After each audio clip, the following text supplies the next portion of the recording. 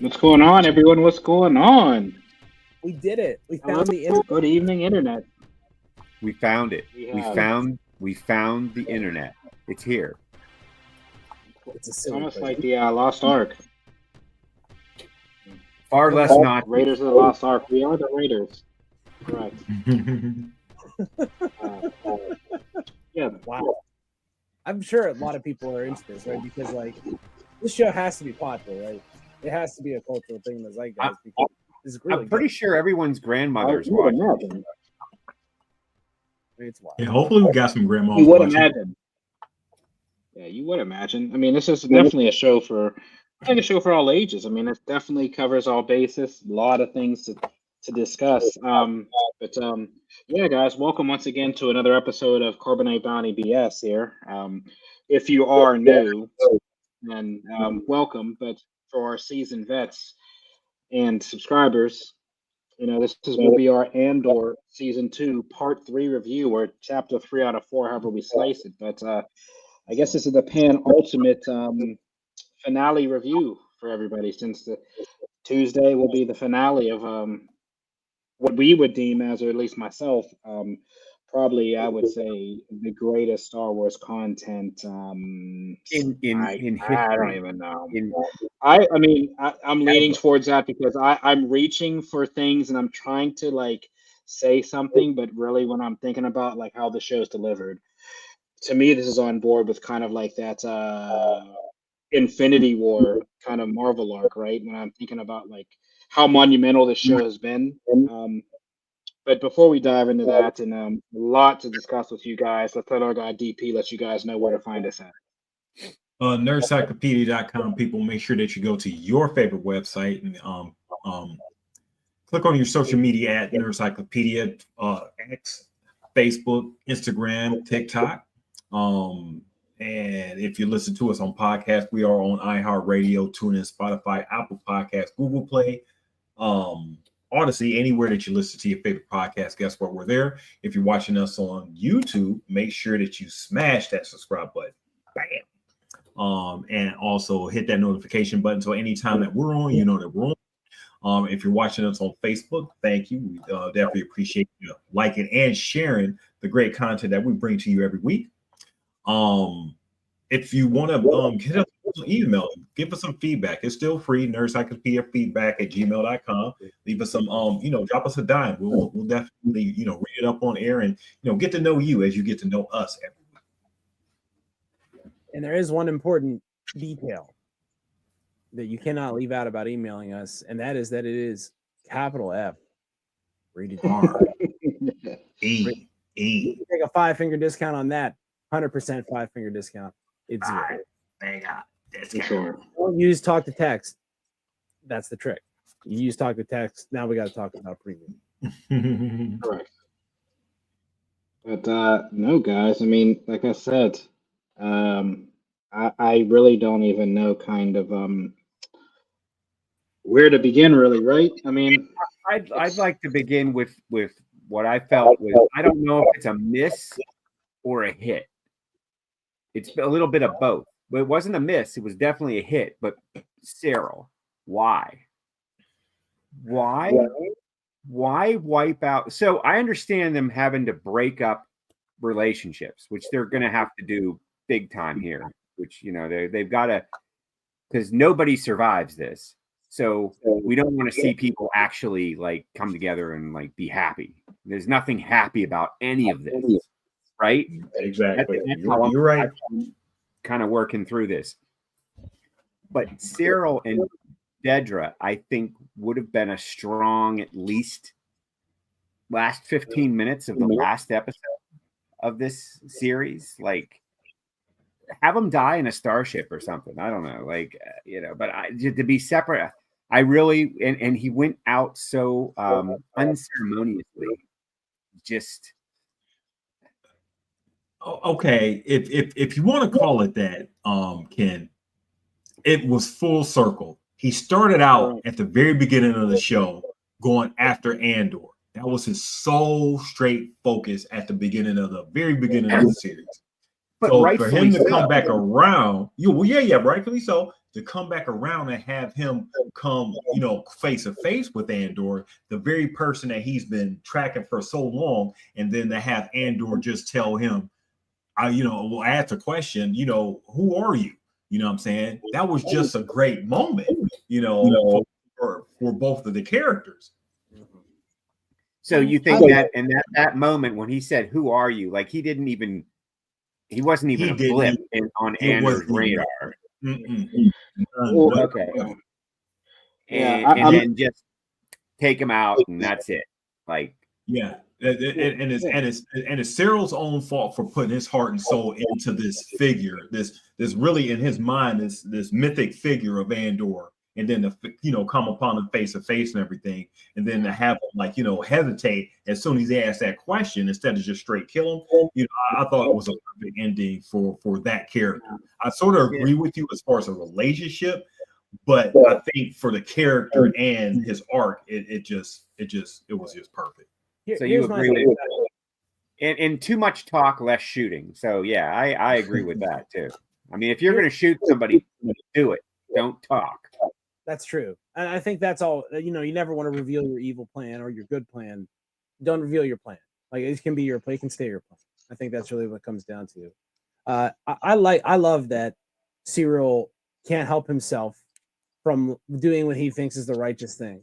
And he feels compelled by this weird sense of morality to do things that are harmful to himself when he should be doing the opposite.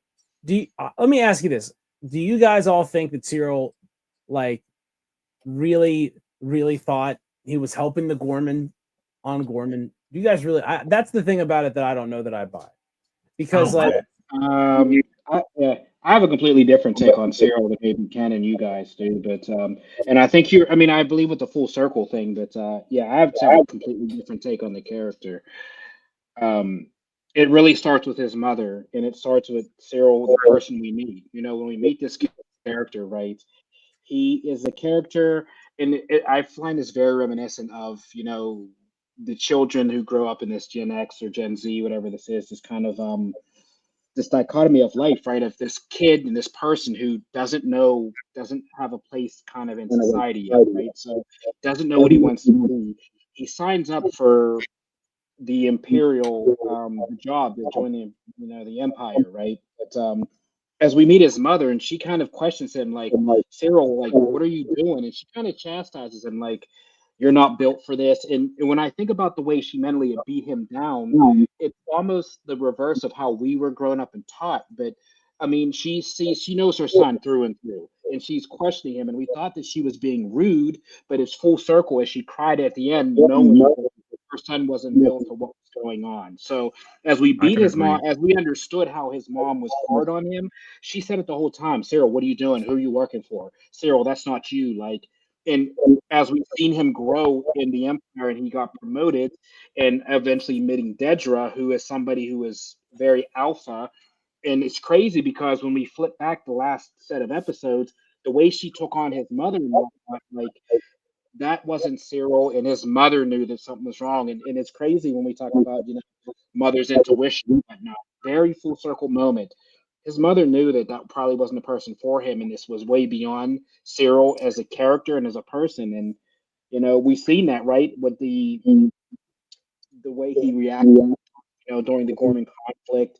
The fact that he, you know, I don't know, had his reach out moment, whatever you call it, crash out moment, choking Dedra up, like, it almost, like you said, found his morality too late as this kind of genocide was going on. Like, you know, and you're right. I don't even think it was a morality. And to your point, if you remember back when, you know, back during that time where his mom was talking to him, I think she was saying something about his uncle. His uncle was like, you know, he talked to he said she told his uncle and everything that he was going to be, you know, going into like Imperial, and his uncle was like, you know, they're going to eat him alive.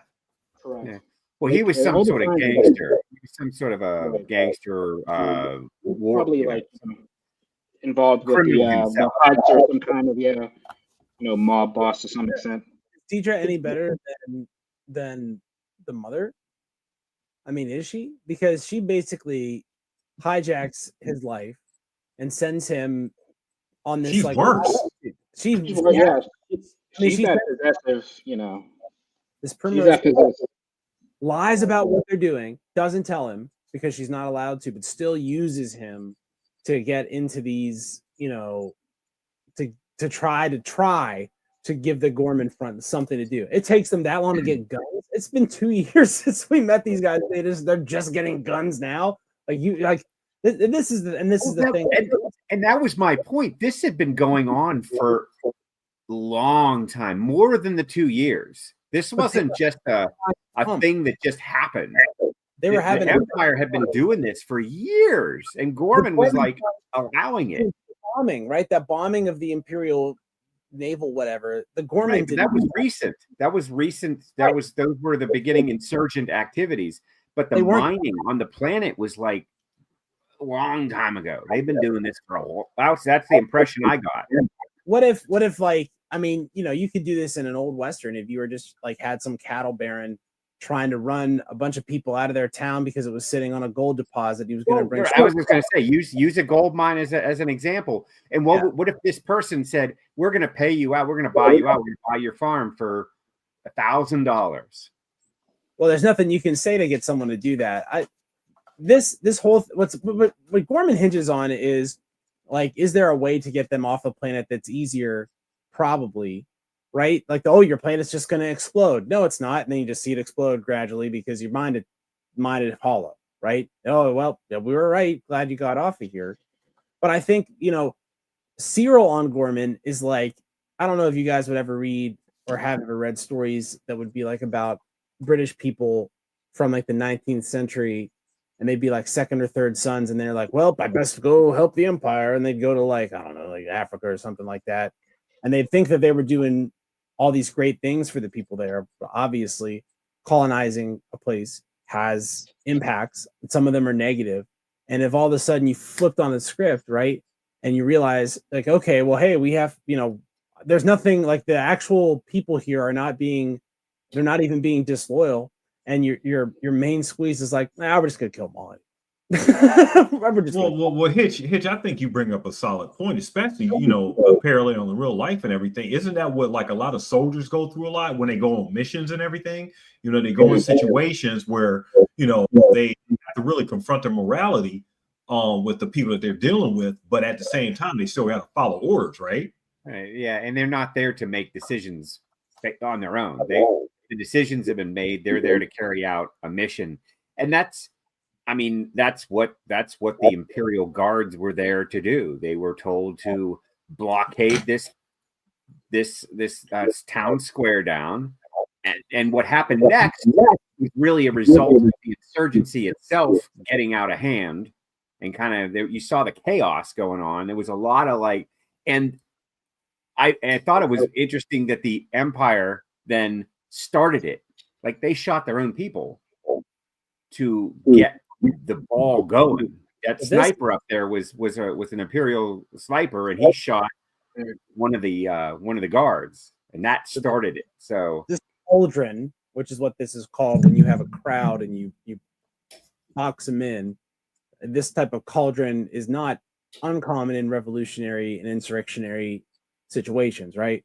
Where there's just a mass of people and then a mass of, you know, soldiers or security or whatever you want to call it, right? Whoever it is in that circumstance. And there's a tense standoff, and it's very, very, you know, anything goes wrong, it could start off. And this happens throughout history in a bunch of different places.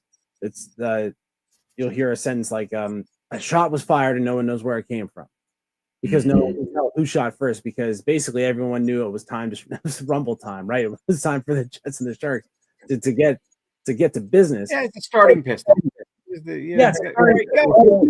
So obviously, like, and this is something, not to, you know, again, not to be political about this, but this is something that the FBI would do in the 60s. They would infiltrate radical groups and encourage them to become violent so that they could then crack down on them.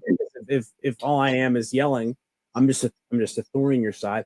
But if I'm yelling and I'm also, I don't know, burning cars or whatever, now all of a sudden I'm a criminal because I did property damage. And so you can put me away, even if the real reason you're putting me away is for political or ulterior motives, like exactly what happened to Andor in season 1 when he got sent in Arcana 7.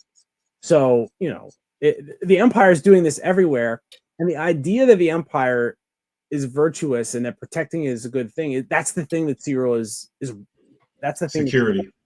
Right? Security, like that's valuable, right? That's the thing that Cyril realizes way too late. But crucially, he still knows Andor shot these people. He still knows Andor is a criminal. And whether he thinks Andor or whether he knows Andor is responsible for all, one assumes, of the crazy, destructive things that Andor has done to the Empire, right?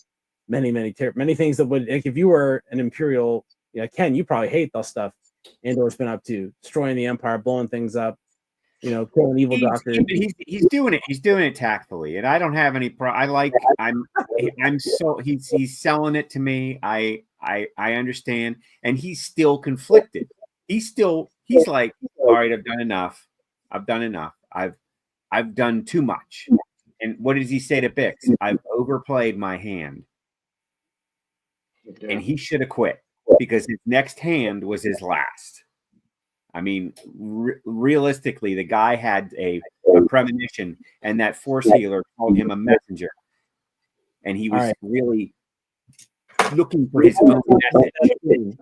I want to talk about that scene where we have this weird Force healing scene that seems a little bit like like intuition, cold reading type thing that people do with varying degrees of ability in this world, and what it does and how it changes like everything about the way things are set up. So Andor having this Force thing introduced right here means that from here to the scene where Darth Vader shows up cutting people up at the end of Rogue One, there's a crescendo where the question is how much of that is real, right?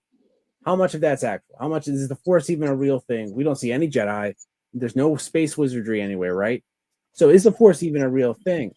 And we have the answer to that at the end. So from here out, it's like this crescendo where, we know that the Force is real and that there is kind of a monster at the end of the book. Well, and obviously the people had buy-in because there were tons of rebel pilot soldiers there getting this spiritual mojo. They were being blessed before battle. And that's very common to have a priest or some sort of a religious leader come in and imbue faith on soldiers that are about to die, basically.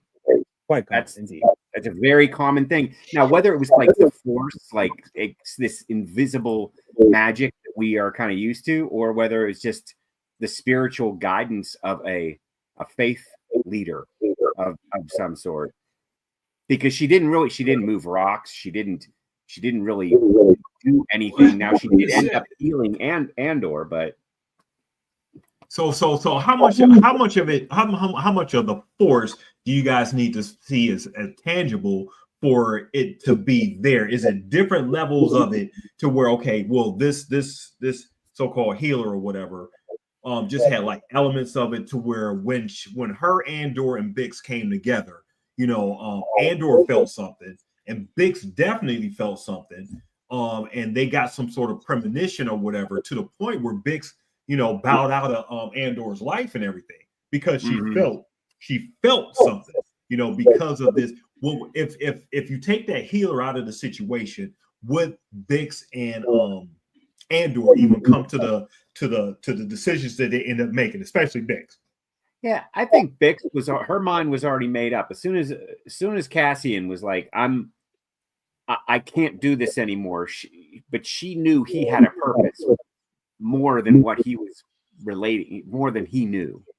What was it? Was it the call? Was her cause because of the Force healer, or because the way I read the scene is that yes, yeah, it was convenient to have that in because it gave her a vehicle to kind of run on. But I think she would have made that decision anyway. I mean, honestly, because they've been through so much and she knows that Cassian has more to do. I mean, there's more potential in him. Every time he does something, it's like bigger and bigger and bigger. And now there's this big thing, which she said, we have to win. We have to win. So she came to it faster with that version instead of just coming into it maybe like, okay, it may have been a few more scenes or whatever, and then she eventually would have came to that same point. I think so. Okay. Yeah, I think she realizes though also that Cassian's kind of love for her is kind of prohibiting his innate ability of being this kind of jack of all trades or the rebellion. She's at home and hearing these stories of him being the spy and what he's like, but he comes back and is like, "But now I'll throw it all away for you." They're like, "Wait." She's like, "You are basically the linchpin of the rebellion, right? You can't just walk away." And once again, we talk about Mon Mothma's decision, giving up on her family. As her daughter has moved into adulthood and got married. I believe Bix makes that same decision. Like, maybe I'm prohibiting Cassian. What I can do, and if I prohibit Cassian, I can prohibit the whole rebellion. So maybe it's best for the greater good of the galaxy if I disappear, escape, to allow the greater good of the galaxy to be able to ultimately, right, get the plans of the Death Star, because that's the goal, right? That's the bigger mission that we're not even privy to yet. But yeah, I think she understands it. With her being around, that's going to prohibit Cassian from ultimately finding a chink in the Empire's armor and being able to defeat the oppressor. And it's funny how that all is going to happen. Like, we can see it because we know the rest. We know the end of his Right. we know his end game. And and you think about it, really, in Rogue One, Cassian's sort of he's a player, but he's not really the one that makes it. I mean, he's there at the end, but it's not really because of him that the plans get to the rebellion. It's Jen. Well, it becomes hers. I mean, it becomes Correct. it's not focused on solely on Andor at that point, Right. and everything. So it sort of brings up kind of a secondary character in that whole. Yeah. It's sort of like a jarring shift a little bit when you go from this to Rogue One, and Andor isn't the main, weight that's carrying it. So, You know what? It's kind of It's kind of when we see them on Ferrix, and before the time jump. It's when Bix was a little younger. It's before they developed the love story. She was kind of like a little sister to him, and I think that's when we see Rogue One. We see Jen Urso as like a little sister. So I think his drive to make sure that she stays alive delivers the goods, so to speak, and getting the plans. Even as we see their untimely death at the end, it's kind of like that big brother type feel. I didn't really necessarily think of it as necessarily a love story.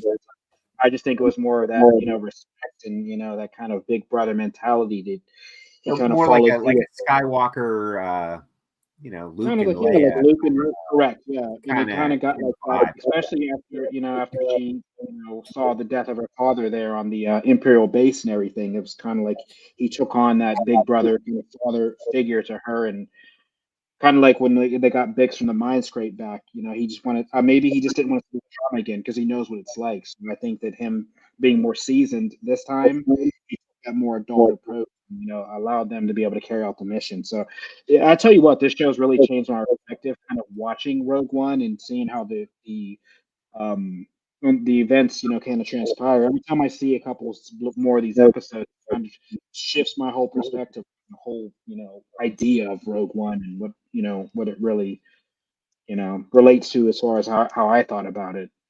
And it's not just the Rogue One; it's changing your perspective. It changes your perspective of something like Star Wars, Correct.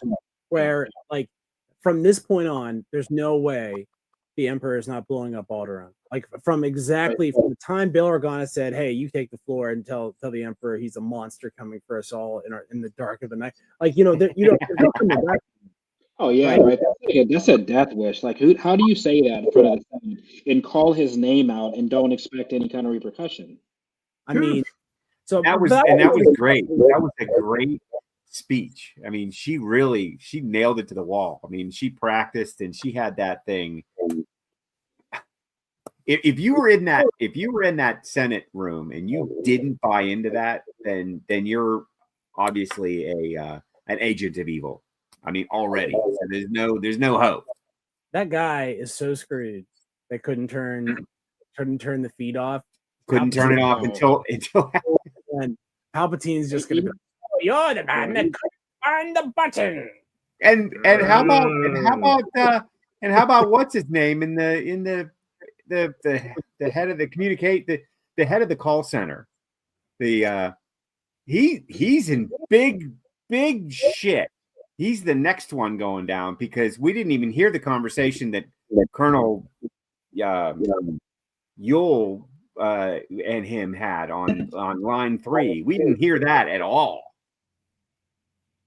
I wouldn't want to be either of those guys. Yeah. I mean, we're talking about being force choked from thousands and thousands of light years away. I mean, this is like definitely you on your basic job function. Speaking of choke, how did Cyril choke? that was a great scene. The dynamic between him, and Deidre, when because it was just a role reversal and everything because of Cyril's blind anger at the fact how they that played. he They was did betrayed. That was completely normal. That was a completely normal thing. I can believe it because the way that she was reacting, it was just it was a very great action scene between the two actors and everything. Mm-hmm. But it just really showed how Cyril really doesn't care about the things that the Empire really is doing and everything. It's just his straight mission and what he was told. The betrayal of what he was led as a puppet and everything, especially betrayed by his girlfriend. Come on, now. And then when he was finding out that there was more, like, what are we doing here? What is going on? Because they said Cyril can never find out about this. What they were like, no, he can never find out about this because if he does, it's going to be a shit show. Because this kid's unwound. Think about it. But they already knew he was like. They knew he was kind of playing both sides, and it was like that character that's who was playing both sides. Cyril. I think Cyril was halfway in on the Empire, but he was also like I said, he wasn't built for the Empire. I think he figured that out, and I think they kind of knew like that, bro. This guy's not. What other side was he playing if he wasn't all in with the Empire? He was just kind of like it's just somebody like who managed with the military and wasn't built for the military type deal. I don't know. So the daughter of the guy, the leader, the insurgent leader. There was a relationship between her and Cyril. That was more than just. I don't because I see what you're saying, Ken. And I think they tried to allude something, but I didn't buy anything there. What were you about to say, Hitch? I was going to say, it seems to me like what this show is saying is that what totalitarianism does is it shoves corruption into every single nook and cranny of your society so that somebody who actually freaking believes in the Empire of all things, that guy can't get ahead in the system because when he tries to do the right thing instead of the totalitarian thing, which is don't piss off your bosses, don't bring things to their attention because you can get executed, just shut up. When he does that, he loses. And when he is slimy and gross and obviously like greasing wheels and, his girlfriend is getting him job promotions and, he's doing these, extra things, that stuff, which is all part of the oppression, he can't do it. It doesn't work, right? Because he's not fundamentally wired right to be able to actually like do the smart thing, right? And I think we all know what that means because there's always three things you can do in most situations: the wrong thing, which is terrible; the right thing, which is the good person thing to do; and the smart thing. Hitch, he sounds like a company man. A company man. Look, the world runs on company men. There's that. What's that? Ellie was not to get like super heavy duty here because who needs that right now? But that Ellie was the enemy of hatred isn't love, it's indifference, right? Or the opposite of love is indifference, not hate. That's what. Sorry, I had to order that in my head. So Cyril's indifferent. He's not necessarily trying to do anything nefarious that he thinks. He thinks he's just trying to stop criminals from doing crimes like Batman, right? But remember, Cyril can't survive doing that because the Empire, the system the Empire will not allow that to continue, because when he sticks his neck out, eventually it will get chopped. Yeah. And the only reason he's gotten ahead is because he's had someone helping him out, either mom, protect, or Daedra, right, or his lady, whatever we want to call her a lady. And I'll say my last concern is for the emotional well-being of Nazis. So I don't care what happens. I don't care. I hope she's sad. This makes her real sad, right? Like she deserves to be sad. She sure does. If she can even have that emotional complex about her. Yeah. She's weird, man. She's like very damaged. And then it's like, is it really Cyril's fault that he's that messed up? Look at his mom. And it's like, well, is it really Deidre's fault that she's messed up? Because she literally was taken away from her, one assumes, like liberal, I don't know, college professor parents, and sent to a hell orphanage like Narkina 7 and raised it to be a servant of the Empire as sharp as she possibly could, right? That's all she knew. And with Cyril, he didn't really. I'm assuming he didn't grow up with a dad, so he only has his mom as his he's trying to like T. Mitchell was saying earlier. He's trying to grow up and find his way through life and stuff. And when we talk about like a lot of boys that don't have really good father figures, they end up in real precarious situations trying to be a man. And doing overextending themselves and just basically overplaying themselves. And his mom just knew who he was. His uncle knew what he was going to get into, but he didn't know because he just wanted to be right. Right. 100%. Yeah. And he's so interesting. And I can't, like, diving down the rabbit hole after Andor in the middle of that chaos. Like it's a decision. It's a crazy decision to make, but it makes so much sense because we know Cyril. We know what he's going through in that moment, right? He's stripped down to like the very base of who he is as a person, and he's in probably one of the most dangerous places you can be, which again is one of those powder keg crowds where something could go wrong, and all of a sudden bullets are flying everywhere, right? And again, Eric's, I mean, he's been through that type of thing. He's been Eric's is exactly like that. Gorman is exactly like Ferrix, and Gorilla is exactly like Aldani. They do that same walk with a leader up the hill, right? And the chanting. And look, the Empire doesn't give a shit about any of it. They don't care. They're not here. They don't even hate the Gore. Like, it's not even the Gore's real fault. They're not mad at the Gore. But if you say to a people, like if they came to Pittsburgh and they were like, hey, Pittsburgh, that there's something under the triangle that we need to get. We're going to blow the whole city up. And afterwards, there's not going to be anything left. We'd like you to move. Would the people really accept that, or would they fight back? And if the answer is they're going to fight back. If you had the president say, okay, I need that thing that's under Pittsburgh's thing, you guys figure it out. I'll just step back. But why? Oh, not because I want to create a super weapon that can blow up planets. Ha ha ha ha ha ha ha. I don't. Well, yeah, you're asking a lot of questions for a reporter. You know what I mean? Like that. So no, it's like keeping it secret because the Emperor knows if people find out about the Death Star, they'll definitely rebel. And I think it's important to remember that the person that some of these characters are just casually dropping into conversation is not, some random politician from Earth, right? It's not like William Henry Harrison or Franklin. We know who these people are going to be, right? It's a guy who can definitely see the future, and maybe not the whole future, but pieces of it. Because you imagine his abilities to see the future on par with Yoda's, right? I mean, it makes sense. He beat his ass. He probably see the future. So he knows what's going to happen, and he knows. Like the things that he's concerned about are the things that he can see. So he knows he needs the Death Star, right? All things, all hazards. He knows he has to have it essentially. It seems to me like he has to have it before Luke and Leia are like adults.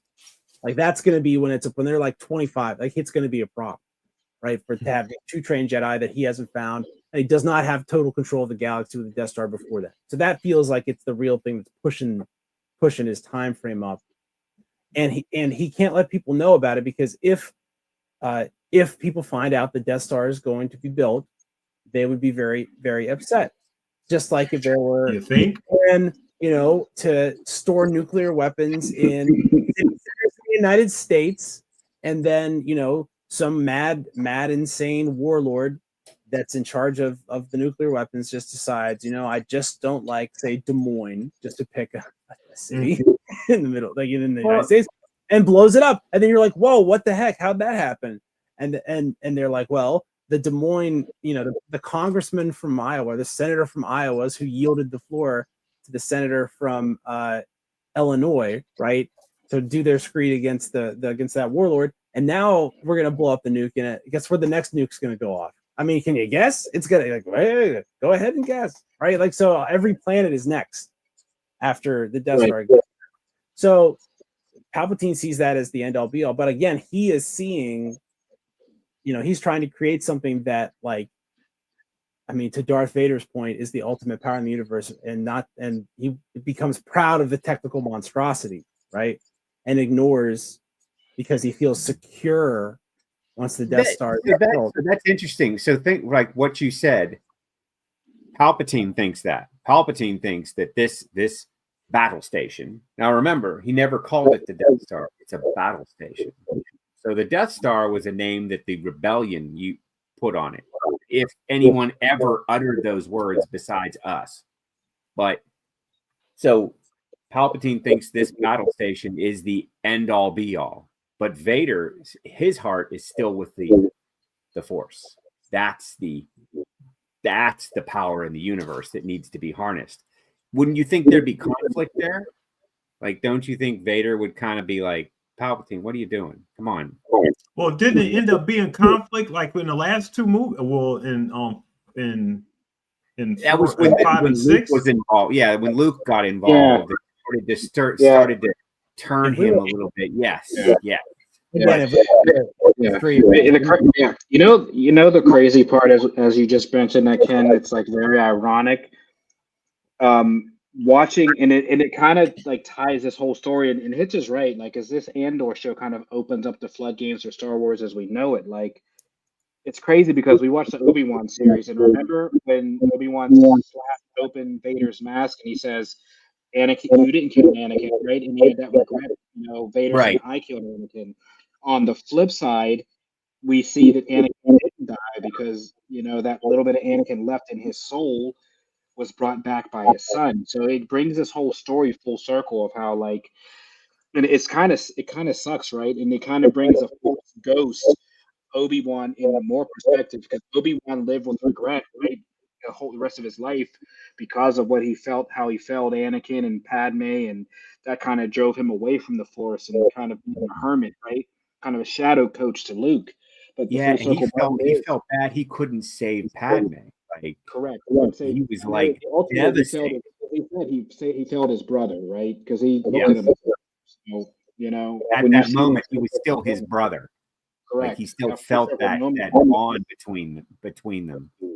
So weird that you brought that up, DP. That I mean, when he's kind of fighting that whole humility, right, of still being a person, right? Anakin's still in there. That's what really drives the witch, and the power. And as Hit said, with Palpatine kind of being the all-seeing eye, so to speak, of this this arc, he realizes that, and he realizes as he's losing Vader, Luke is that next eye he has, because at this point there is only a rule of two. So, and we've seen with Dooku and kind of how Palpatine operates is when he sees a chink in the armor, his Sith Lord or his Padawan, he's quick to cut the cord. He's cut the ties. He's one of those coaches. He cuts players quickly. So, and let's keep on this. So Palpatine, we've called him like he's like 20,000 power level. I mean, he's about as powerful with the Force, I mean, that you can get, right? He's the apex predator of the Force that we see of the universe. He's the most powerful being in the Force that we have seen displayed on film.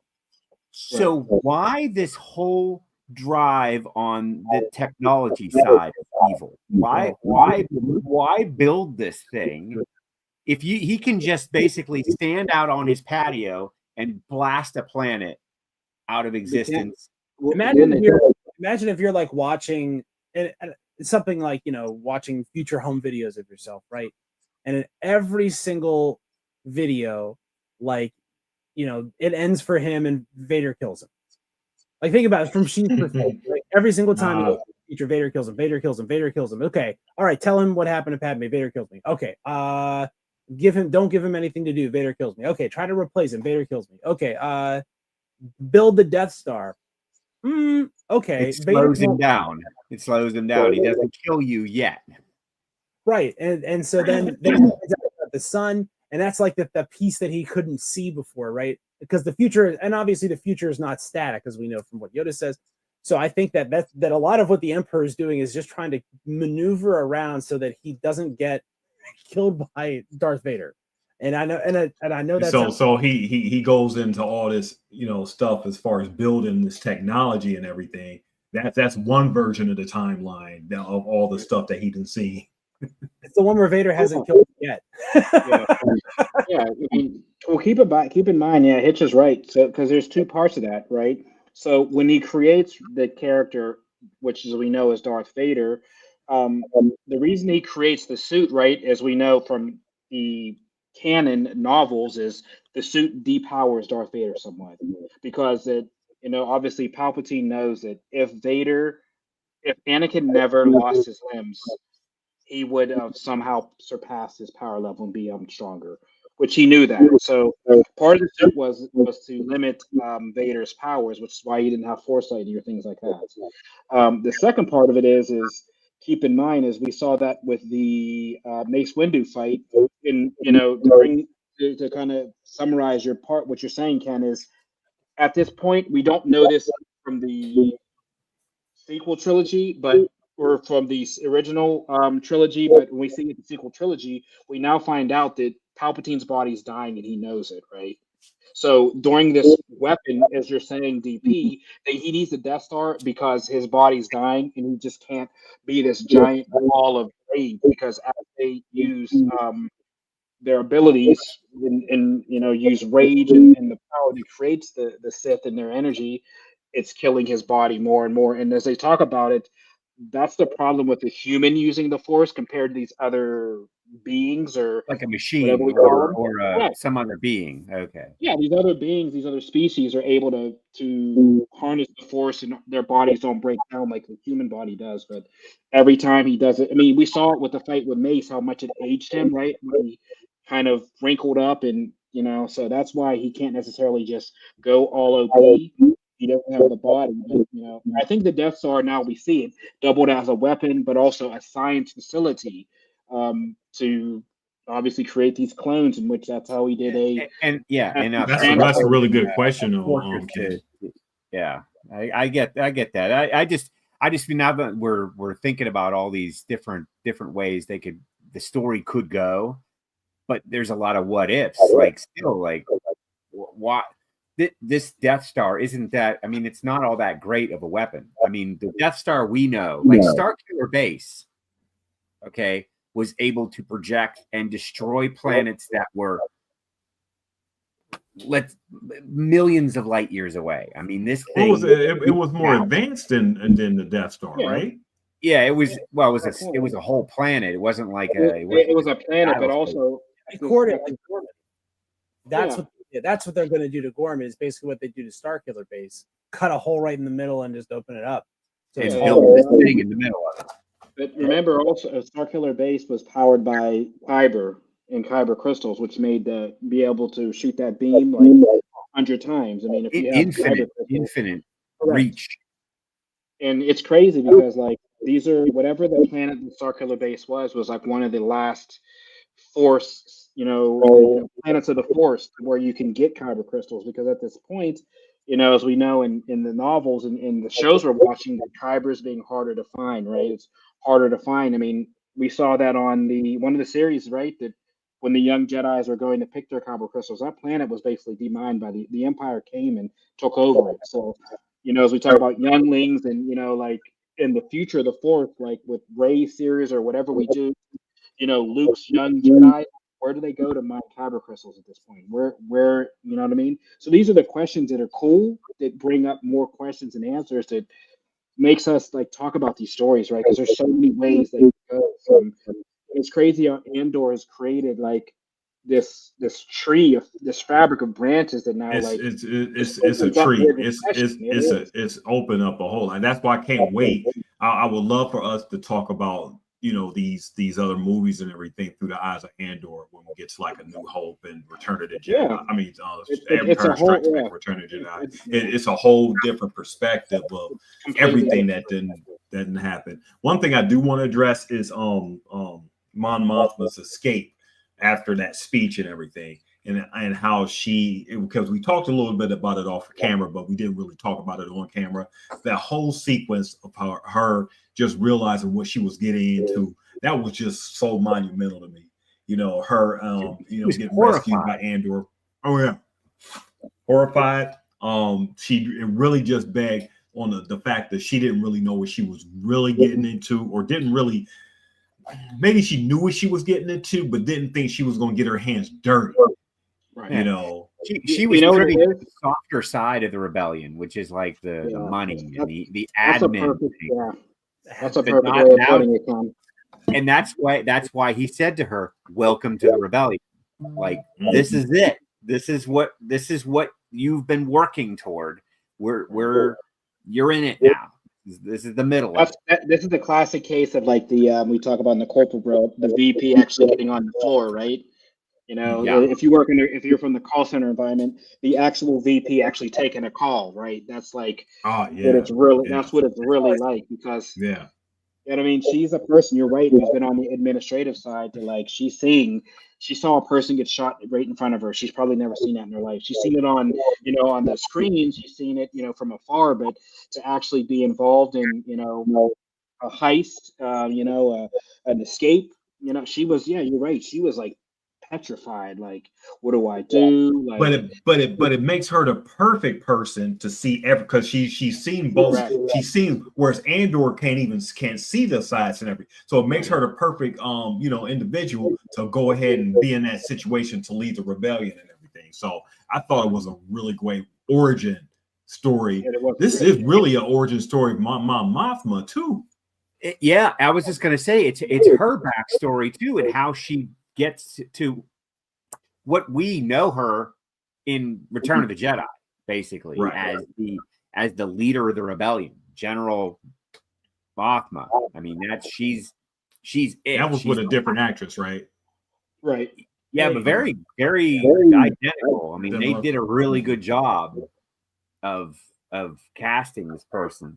But like, we know that she drops the ball. Like, when she ends up like gets in the president's chair, she does a bad job, because like, we know the New Republic sort of sucks. Like, it sucks. You know what I mean? It sucks. And so like, there's something happens because she leads the rebellion, but she can't do the admin, or she gets on a horse from power or something, because we don't know who's actually in charge. Are you talking about when we see her in Ahsoka? Yeah.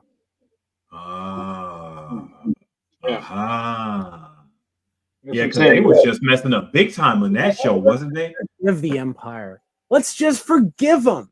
If we forgive these people who are led astray by the Dark Lord, so if we forgive these people that were led astray by the dark side, then they'll be fine. We won't have any more problems. Think about the characters that worked in the call center. Okay. Yeah, there's some real shady people.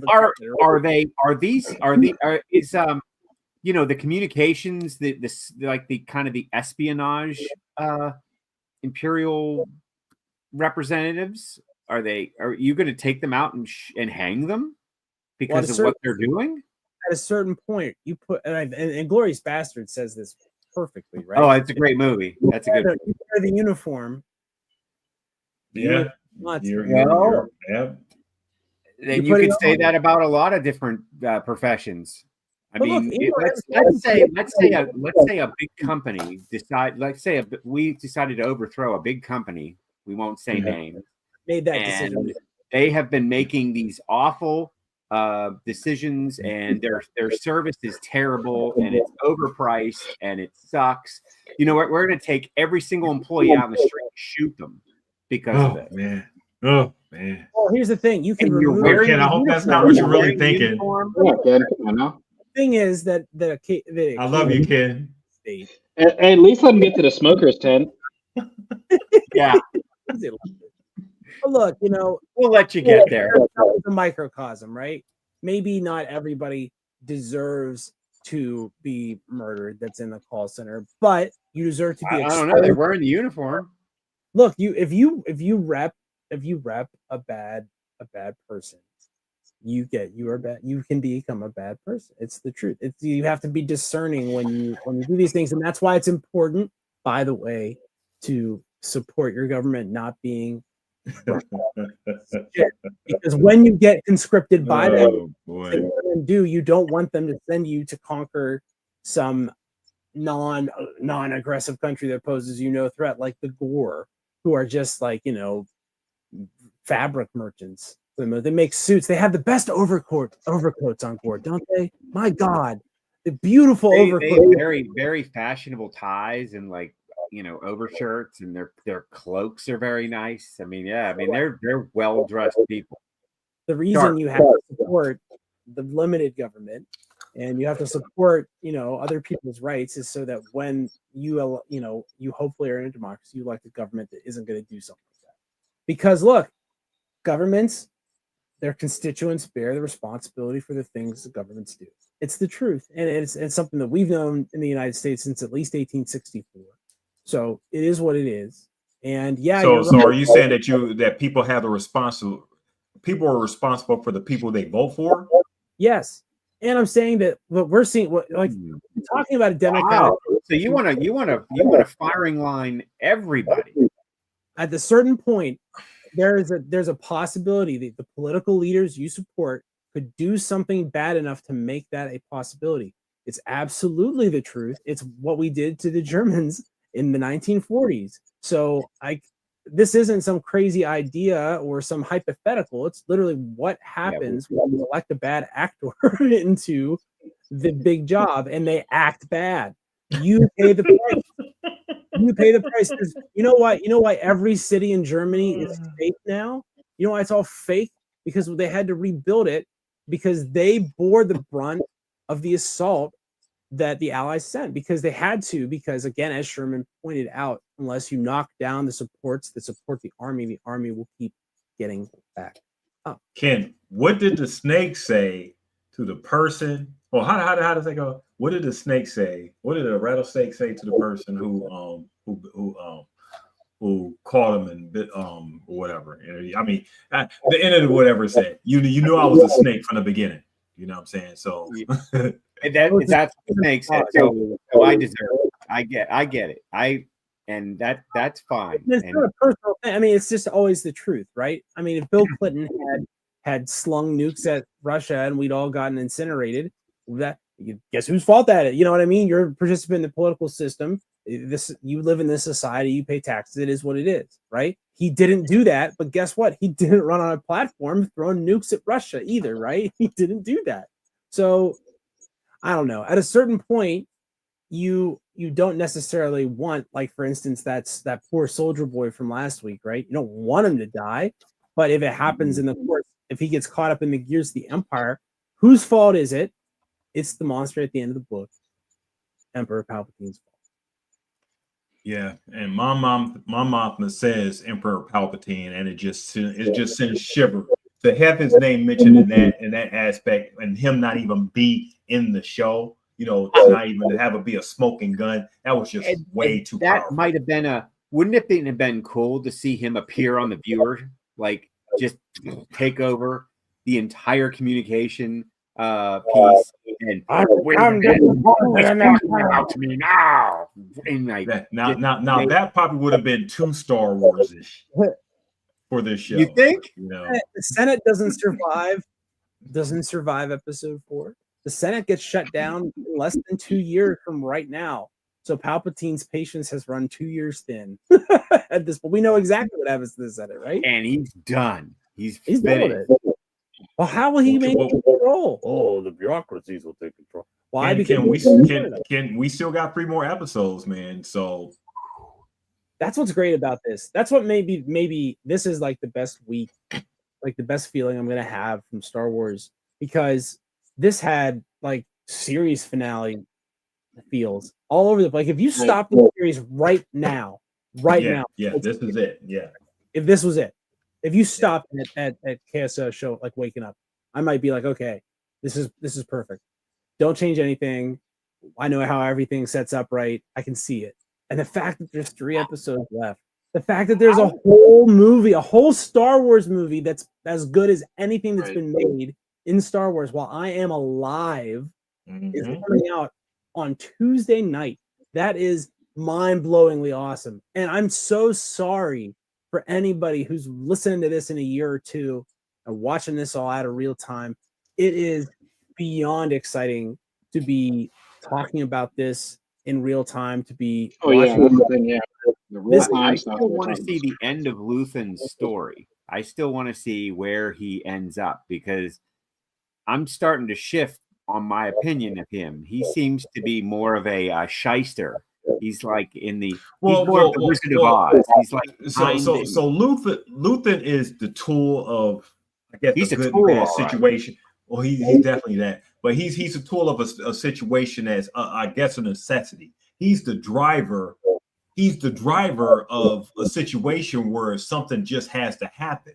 So if you can't really color Luthen black or white. He's the gray in the situation, but it's a driver that has to happen because it's another force that's so much more powerful that it's like the immovable object versus how does the saying go and everything? Irresistible force and immovable object and everything. He is that irresistible force that has to do what he has to do in order to make things happen. So to have him as this gray situation, situation to drive all this and everything is certainly, and I'm sure Hitch can attest to this, it's been plenty of figures throughout history that have believed in something so much that they've liken themselves to, okay, I'm the sacrificial lamb that's going to carry this whole thing. He already said that he's never going to see the sunrise to this whole thing because of everything that he's going through. He has to sacrifice Gorman. He has to drive other actors to do the things that they need to do because he sees the whole future of this situation. And if things stay the same, they stay the same, right? And if you want to overthrow an oppressive government, it's way easier to do it up front. It's just easier. I mean, and every day that you wait to do it, it gets worse. Like up until a certain point, Gorman's complacent. Why has it? And that's the reason why everything is escalated to where it is right now. Nobody could ever possibly value something more than them, their culture, and the things they give to the galaxy. Like they're the spiders, right? How could you not value what these spiders are doing? You would be out of your mind not to love all these spiders. And it's bizarre to us that we don't love the spiders, frankly, because they're doing all this cool stuff and they're doing it for free. They're spiders. They don't even charge money. It's a lot better than the spiders. I honestly think maybe this would be more fun if all the gore were just spiders. And then that would be more fun. But hey, it is what it is. That might have been a great metaphor. Like, you mean like the gore were actually actually spiders, not people, not humanoid? Yeah. They were actually spiders. Why wouldn't they just be in charge of their own exports, and wouldn't they be master weavers? Wouldn't a spider be really good at making strangling cloth and making stuff? clothes? Yeah. Like an intelligent 30-foot spider could probably, make a tarpaulin for you, right? It could make a tent. It could make a suit of clothes, a fashionable overcoat for any number of beings with more or less legs than 8. So that could be neat. Maybe that's my only complaint about the whole season of Andor. Like, why aren't the not spiders themselves? And they're like, well, that would be. We saw the spiders, but it was just Cyril's collection of spiders. He had these little spider action figures on his shelf. We never actually saw, and we won't see. I think Gorman is out of the picture. Like, we're done with them. That story is over. They looked at their budget and they're like, let's see, we can either have 12 episodes, or in episodes 7 and 8 we could have 30 Spiders. CGI spiders just walking around in the background, not doing much. Like, they wouldn't have CGI spiders. They would actually just put like stop motion photography down in the spider, like actual spiders. You know, like Empire of the Ants from the 80s. You know, it'd be like actually a spider. No CGI.